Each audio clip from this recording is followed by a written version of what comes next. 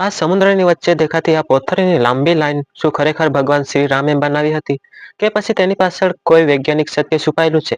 આજે આપણે આસ્થા નહીં પરંતુ ઉપલબ્ધ પુરાવા અને તથ્યોના આધારે આ આખી વાત જાણીશું. ભારતના તમિલનાડુ અને શ્રીલંકા વચ્ચે સમુદ્રમાં એક એવી રચના જોવા મળે છે જેને આજે રામ સેતુ અથવા એડમસ બ્રિજ તરીકે ઓળખવામાં આવે છે. હજારો વર્ષોથી આ સ્થાન લોકો માટે આસ્થાનું કેન્દ્ર રહ્યું છે. વાલ્મીકી રામાયણ અનુસાર ભગવાન શ્રીરામની વાનર સેનાએ લંકા પહોંચવા માટે સમુદ્ર પર સેતુ બનાવ્યો હતો. પણ હવે આ સૌથી મોટો સવાલ છે. વિજ્ઞાન શું કહે છે? ઉપગ્રહમાંથી લેવામાં આવેલી તસવીરોમાં આ આખી રચના સ્પષ્ટ દેખાય છે. ઘણા લોકો માને છે કે નાસાએ તેને ભગવાન શ્રીરામ દ્વારા બનાવેલો પુલ ગણાવ્યો છે. પરંતુ અહીં એક મહત્વની વાત જાણવી જરૂરી છે. નાસાએ ક્યારેય એવો દાવો કર્યો નથી કે આ સેતુ માનવ સર્જિત છે અથવા તેને ભગવાન શ્રીરામે બનાવ્યો હતો. તો પછી વૈજ્ઞાનિક શું કહે છે? ભૂવિજ્ઞાનીઓના અભ્યાસ મુજબ આ વિસ્તાર રેતીના પટ્ટા, ચૂનાના પથ્થરો અને પ્રવાળથી બનેલી કુદરતી ભૂરચનાઓની શ્રેણી હોઈ શકે છે.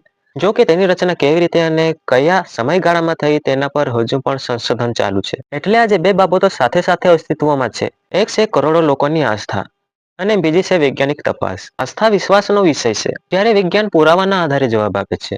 કદાચ ભવિષ્યમાં નવા પુરાવા મળે, કદાચ નહીં. પણ એક વાત ચોક્કસ છે, રામ સેતુ આજે પણ દુનિયાના સૌથી ચર્ચિત અને રહસ્યમય સ્થળોમાંનું એક છે. હવે તમે જણાવો, તમારા મતે રામ સેતુ વિશે વધુ સંશોધન થવું જોઈએ? આવી જ સંશોધન આધારિત સત્ય અને રસપ્રદ ડોક્યુમેન્ટરી જોવા માટે અમારી સાથે જોડાયેલા રહો.